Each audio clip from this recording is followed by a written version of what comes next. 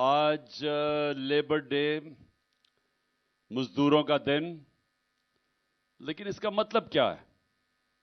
یعنی ہم جب کہتے ہیں کہ مزدوروں کا دن ہے تو اس کا مطلب کیا ہے؟ اس کا مطلب میرے پاکستانیوں، اس کا مطلب یہ ہے کہ یہ مزدور جو ہیں یہ سب سے محنت کش لوگ ہوتے ہیں.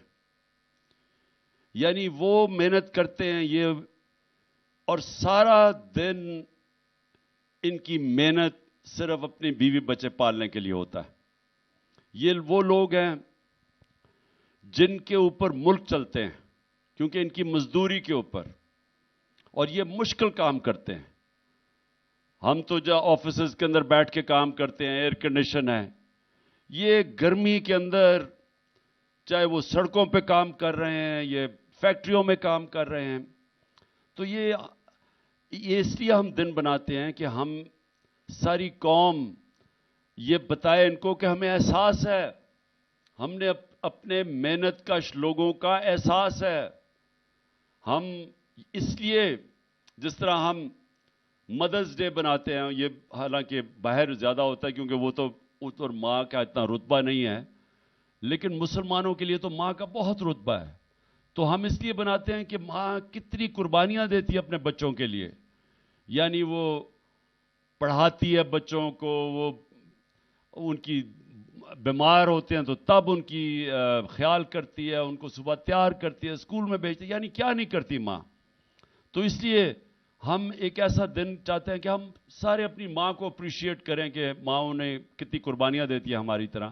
اسی طرح آج لیبر ڈے ہے، ہم اپنے مزدوروں کو آج اپریشیٹ کرنا چاہتے ہیں کہ یہ وہ لوگ ہیں جو محنت کرتے ہیں اور جو ان برے حالات کے اندر جب جس طرح آج کل ملک کے اندر جو انڈسٹری بند ہوتی جا رہی ہے، جو ہماری گروتھ ریٹ جس کو کہتے ہیں کہ جس طرح ہماری دولت میں اضافہ ہو رہا تھا، 6% ایک سال پہلے تھا، آج وہ 0.4% پہ آ گیا ہے. تو جب آپ کی گروتھ ریٹ کم ہوتی ہے، جب دولت میں اضافہ کم ہوتا ہے، جب فیکٹریاں بند ہوتی ہیں تو بے روزگاری بڑھ جاتی ہے. تو سب سے بڑا اس کا جو نقصان وہ بیچارے مزدوروں کے اوپر بوجھ پڑتا ہے، بے روزگار ہو جاتے ہیں. میں نے اپنے دور پہ پناہ گاہ بنائی. اب پناہ گاہ کیا تھی؟ ہمیں پتا تھا کہ مزدور باہر سے آتے ہیں لوگ مزدوری کرنے کے لیے، اب وہ پیسے بچاتے ہیں اپنے محنت کے، دہاڑی کے، تاکہ وہ اپنے گھر بیوی بچوں کو پیسے بھیج سکیں.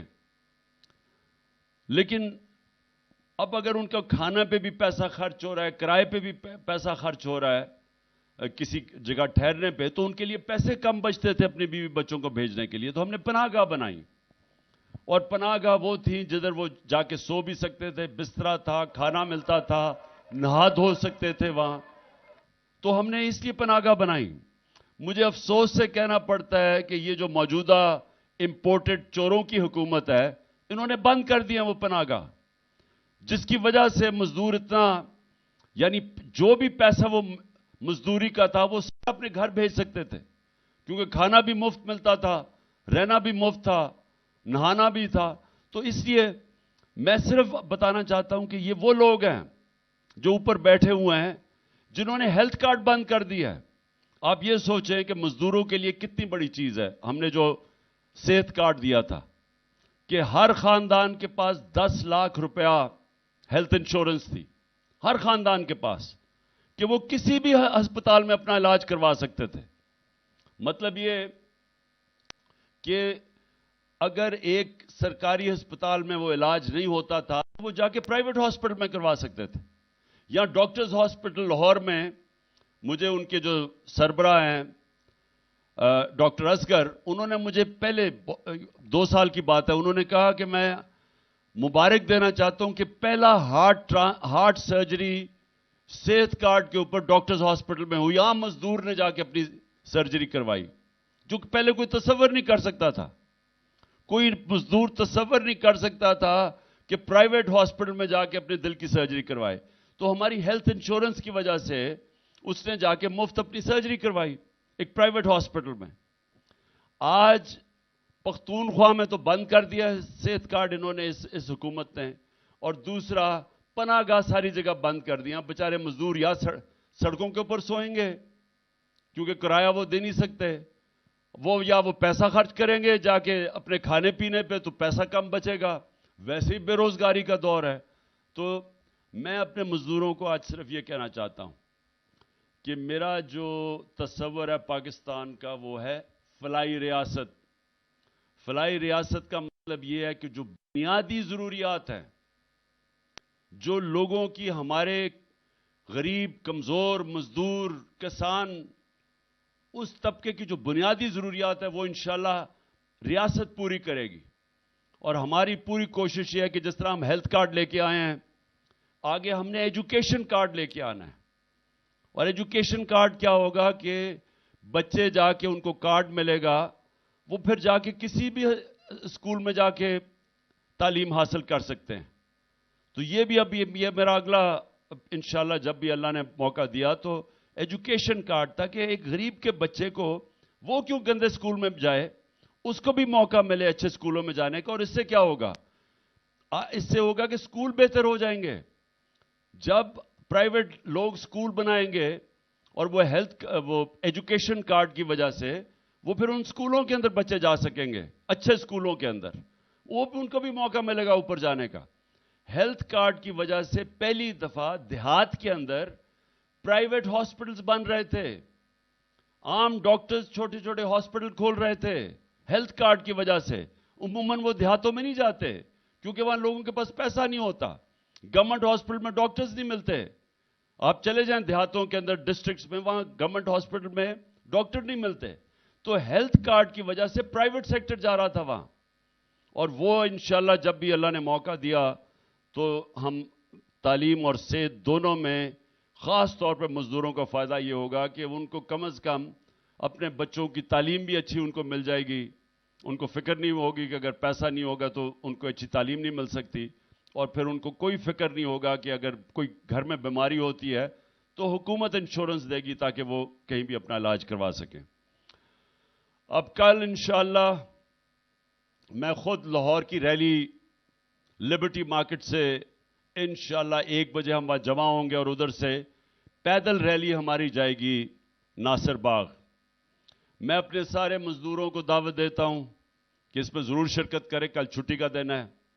اور میں ویسے بھی اپنے پاکستانیوں کو دعوت دیتا ہوں کیونکہ ہم نے یہ بھی کل اپنے سپریم کورٹ اور اپنے آئین کے ساتھ کھڑے ہونا ہے. یہ جو کوششیں ہو رہی ہیں ہمارے آئین کو تباہ کرنے کے لیے, یہ جو الیکشن سے بھاگ رہے ہیں, یہ وہ لوگ ہیں جو قبضہ کر کے بیٹھے ہوئے ملک پہ اور ڈرے ہوئے ہیں الیکشن سے. ان کو یہ بتانا چاہتے ہیں کہ قوم اس وقت جو آئین کے مطابق الیکشن ہونے چاہیے, جو سپریم کورٹ نے فیصلہ کیا, ساری قوم سپریم کورٹ اور آئین کے ساتھ کھڑی ہے. اور آپ نے سب نے آنا ہے میرے ساتھ. میں لیڈ کروں گا لاہور سے ریلی.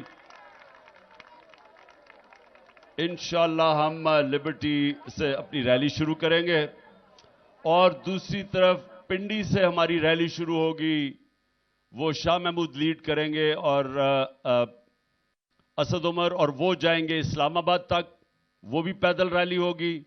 اور پھر پشاور کے اندر تیسری ریلی ہوگی, وہ بھی پرویز خٹک اور ہماری پشاور کے ہمارے جو ایم پیز, جو ماضی میں جو ایم این ایز اور ایم پیز اور عہدیدار, وہ لیڈ کریں گے وہاں. اور خاص طور پہ لاہور اور پشاور میں ہم پیغام یہ دیں گے کہ ہمیں الیکشنز چاہیے, کیونکہ یہ جو اوپر کیئر ٹیکر گورنمنٹ بٹھائی ہوئی ہیں یہ غیر آئینی ہے. 90 دن گزر چکے ہیں, ہماری کوئی ریپرزنٹیشن نہیں ہے. ہمیں ڈس انفرینچائز کر دیا گیا پنجاب اور پختونخوا میں, کیونکہ یہ الیکشن سے ڈر رہے تھے. الیکشن کمیشن ان کے ساتھ ملی, گندے کیئر ٹیکر لے کے آئے جنہوں نے سب کچھ کیا سوائے الیکشن کروانے کی تیاری.